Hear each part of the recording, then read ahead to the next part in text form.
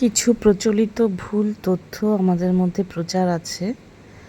তার মধ্যে উল্লেখযোগ্য হচ্ছে শিব ঠাকুর নাকি ভাং, গাঁজা, মদ ইত্যাদি নেশা করেন।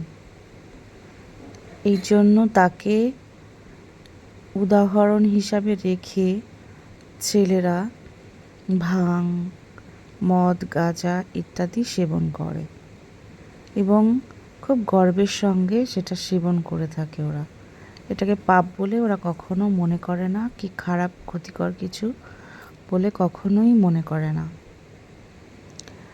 তো এটি একটি ভুল তথ্য যে ভগবান শিব মদ, গাঁজা, কলকে ইত্যাদি খান। যে ভগবান হয়ে থাকেন সে কখনো নেশা করেন না।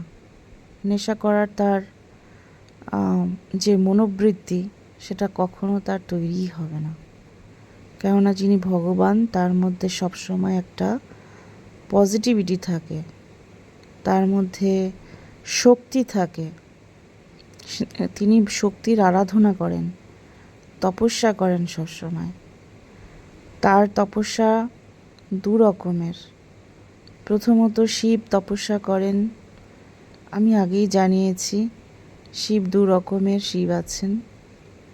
প্রথমত পৃথিবীজ শিব, আর প্রথমত হচ্ছে নিরাকার শিব এবং দ্বিতীয়ত হচ্ছে পৃথিবীজ শিব।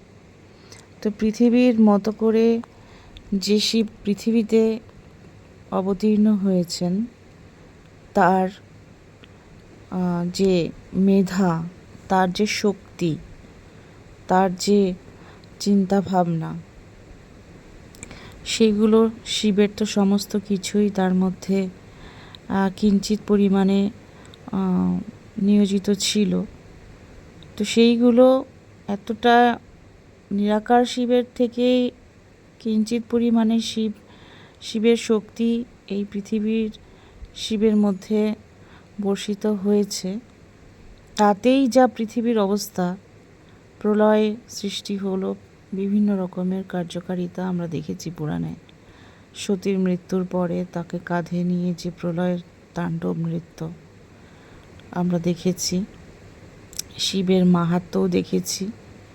তো এই হচ্ছেন শিব।